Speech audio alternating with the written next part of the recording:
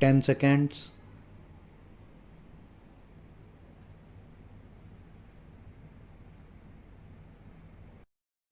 The next question that I would like to deal with is the paragraph in the President's address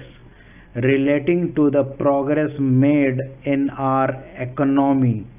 in our agricultural sector, in our industrial sector, in our foreign trade, etc. Sir, you were pleased to read out to us a very large list of the achievements of the Congress government during the last decade and the important targets which have been achieved during the last 10 years of our planned economy. You also mentioned the question of increase in food production, increase in the production of agricultural commodities, etc. Fortunately, sir, here we have in our midst the ex-deputy chairman of the Planning Commission, Sri V.T. Krishnamachari, who has addressed a number of meetings and seminars in New Delhi recently, drawing our attention to the weakness in our agricultural sector. If the press reports are correct, in one seminar he mentioned that even if all the targets of the 10th 5-year plan are achieved, still at the end of the 10th 5-year plan period we may be facing a serious situation regarding the supply of agricultural commodities. He has also expressed the hope that we will be able to exceed the targets which have been fixed for the 10th 5-year plan. I do not know whether his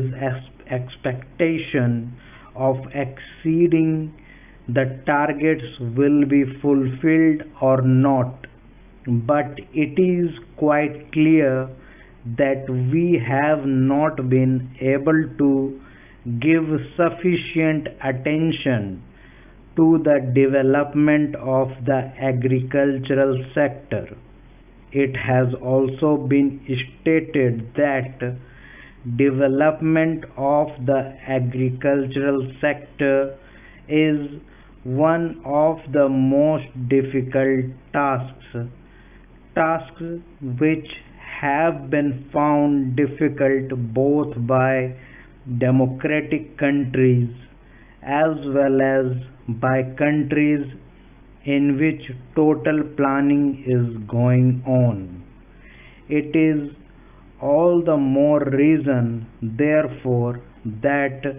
we should pay more attention to the agricultural sector so that it may be possible for us to meet our requirements as and when they arise, and the situation which he has foreseen at the end of the 10th 5-year plan may not materialize. It is no use merely taking refuge behind some of the figures which have been compiled and narrating the progress which has already been achieved. We are happy that some progress has been achieved, but we are anxious that more progress should be there, and for that purpose also certain definite steps will be taken. In this connection, I am also happy to hear what the defense minister said yesterday in one of his public meetings, namely that the government of India is contemplating to create a setup in our villages wherein our panchayats will be functioning more or less on the lines of parliament. Unfortunately, he did not elaborate that point further, and the press has not thrown any more light on what that exactly means. But if it means that the panchayats will be in charge of the resources that are available in the villages, that they will be in a position to determine how best the productive efforts in the villages are to be directed, and in what direction determine what targets are to be achieved, and when the production is there and there is a surplus to be exchanged with other centers in the country, that the panchayats will have their say in the matter on what terms this surplus will be exchanged with other centers in the country, then I think a very valuable step forward in the direction of building our economy on a decentralized basis will have been taken. We have also taken the view, sir, that if planning is to be succeed in our country, and if there is not going to be any regimentation of our productive activity and forces, what is necessary is that the common man should have a voice in determining the economic policies and in formulating the economic plans of development, and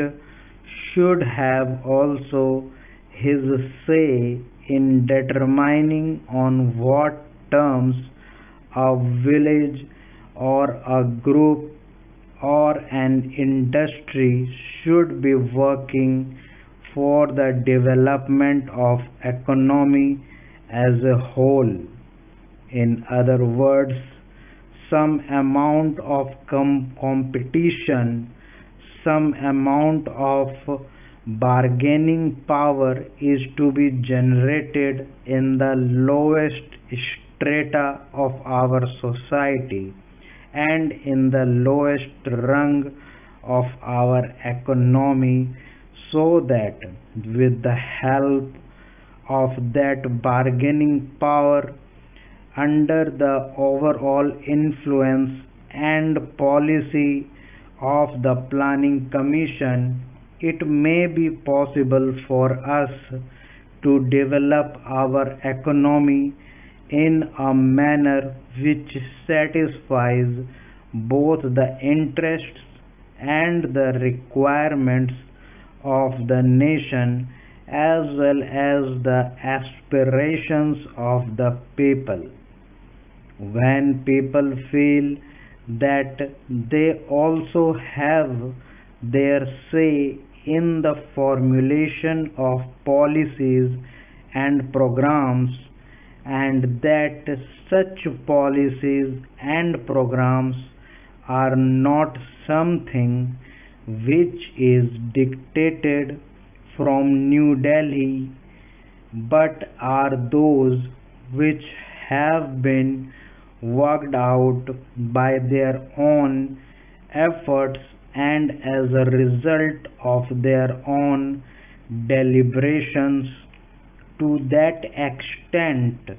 these plans are a part of their efforts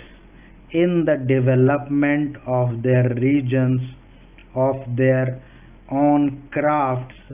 their own industries, and their own skills.